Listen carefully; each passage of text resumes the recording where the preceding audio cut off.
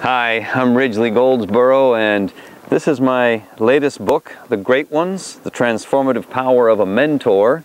I've written 7 others, but this is the first one that's in the form of a story, much like Jack Canfield's Chicken Soup for the Soul, or Ken Blanchard's Who Moved My Cheese, or John Christensen's Fish Tales. Those are all authors that I've had the great privilege of writing another book with.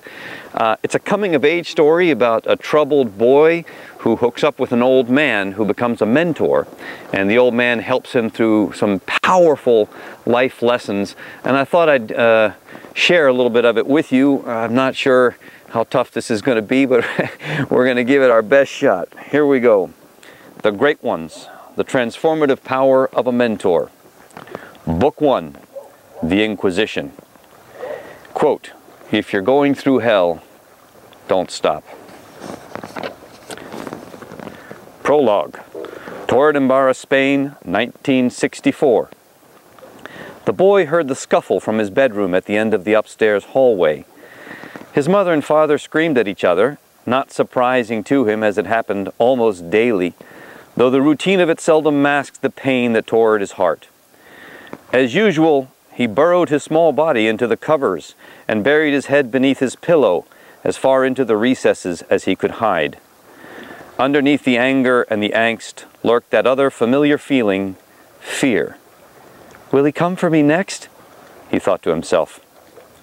Quietly, he began to hum. Chapter 1, Altafulla, Spain, 1969. "He beat me again," the boy muttered as he climbed onto his customary perch.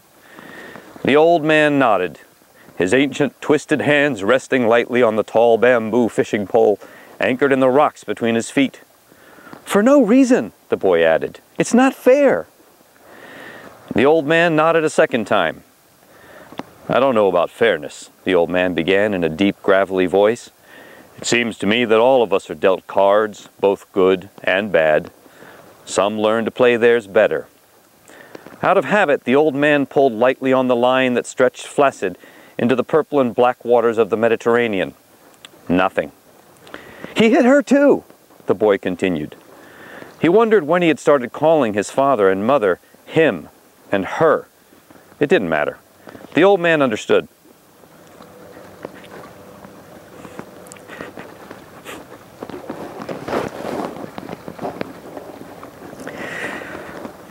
The old man understood most everything.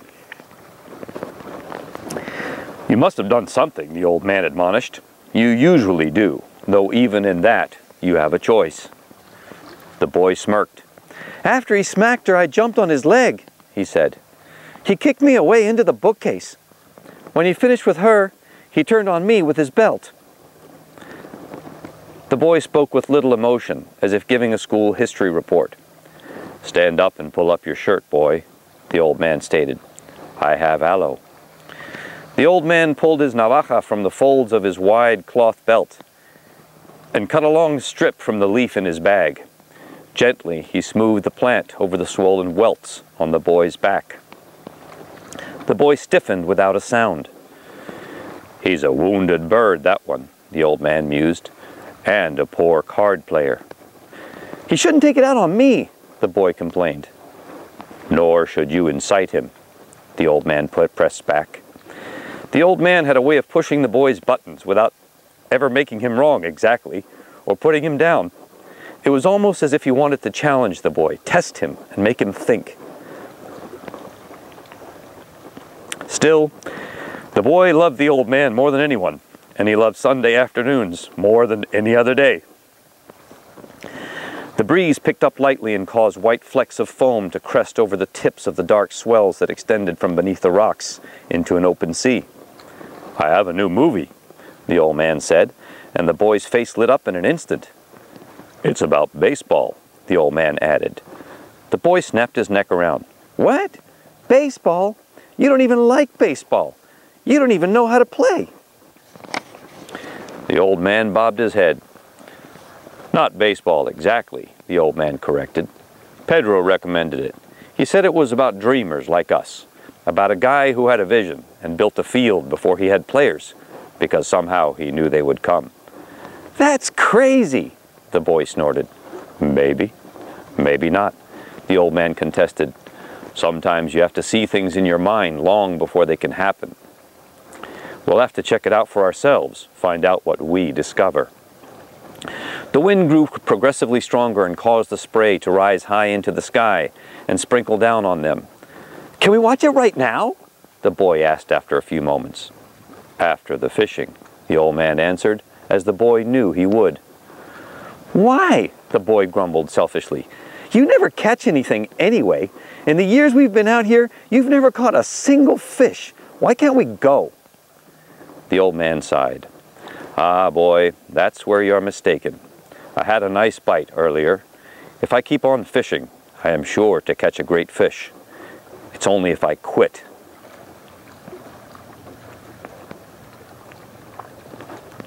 that I might fail." "Sure," the boy muttered with a hint of disgust. "I'll believe it when I see it." "Yes, you will," the old man smiled. "Yes, you will."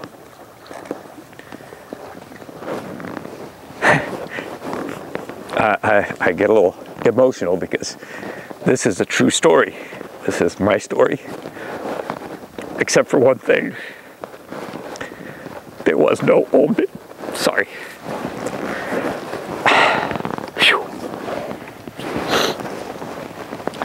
There was no old man.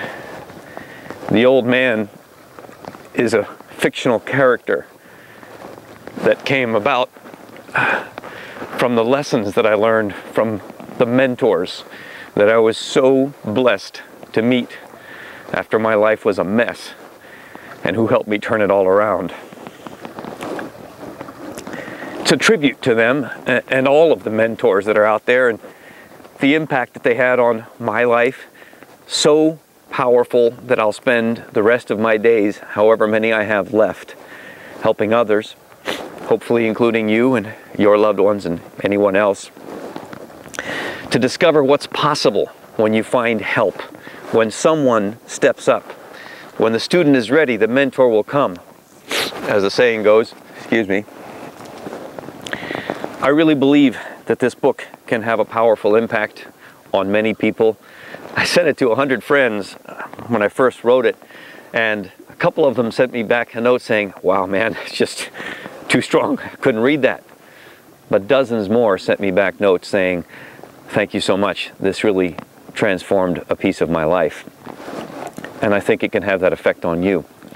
So here's what I'd like to do. I'd like to give you a bunch of it.